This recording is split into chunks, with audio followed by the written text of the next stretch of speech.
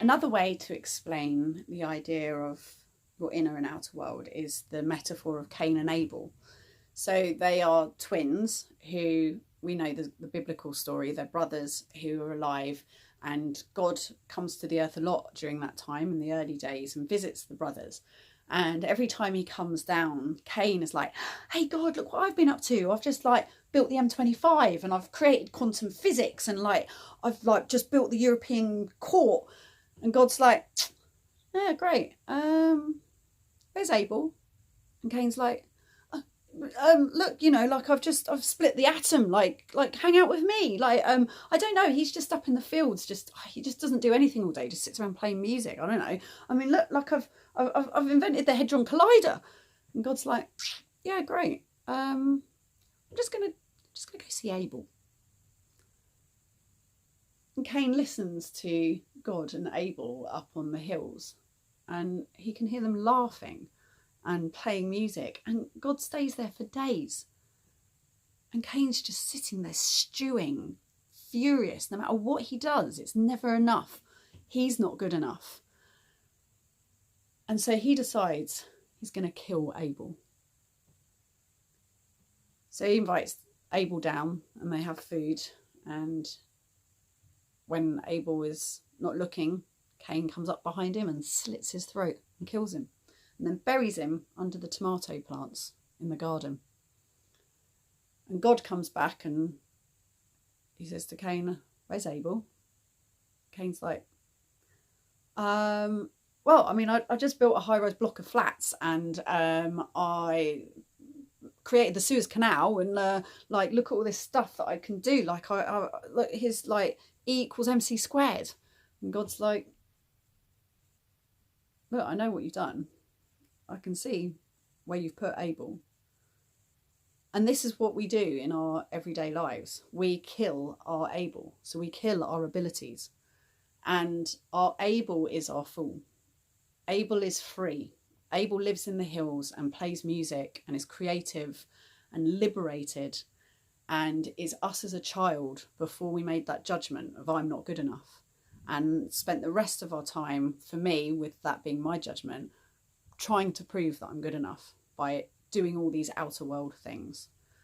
And all of that's valid, but what's happened in the world is we've given a lot of time and attention to Cain.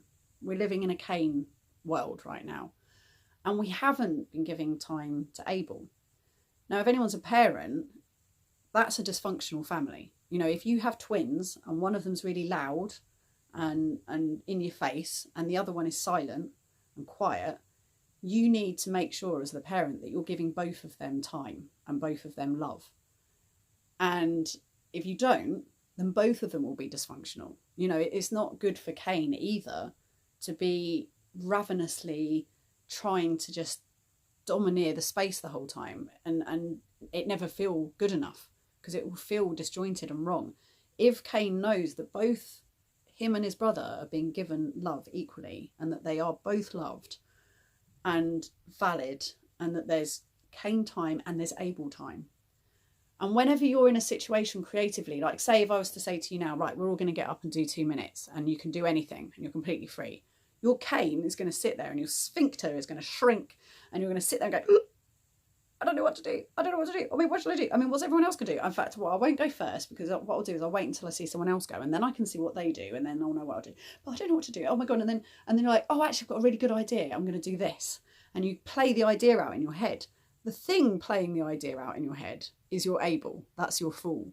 And then what happens is you then get up with your Cain and you try and replicate what Abel just did in your head, and you'll do it really fast, and it won't have any emotion in it, and there will be no breathing space. And no atmosphere will arrive, because you're just doing thinking. You're not actually being present, and your Abel is not breathing, and Abel was left in the seat. So what we have to learn to do as performers, and is a useful tool in life, is to give yourself Cain time and Abel time, and there the two meet. If you're having Abel time, it's none of Cain's business. If you're going to get up and do 2 minutes where you can do anything you want creatively and be free, That is literally nothing to do with Cain. Cain won't know how to do that because that's not Cain's domain. That's Abel. So if you want to do that, you've got to just get up without thinking, and you've got to just do it. And the access to it is movement and breath and pleasure in being where you are. Because the fool loves everything. The fool is happy wherever they are. Everything is their favourite thing.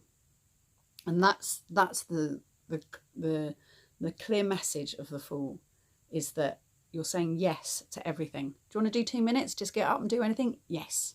Yes, I will. And I'm going to love every second of it because I love everyone here that I'm sharing it with. And I love you and I love life and I'm full of love.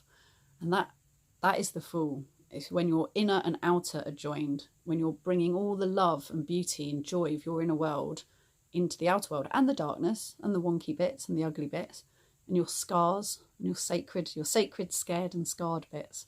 All of that, you bring it all. And we all love seeing it, because when we see someone's inner world, we recognise it, because all of our inner worlds are actually joined up at the back. You go back far enough and we're all one. So when we see someone's inner world, we love it because we know it. It's part of our inner world too.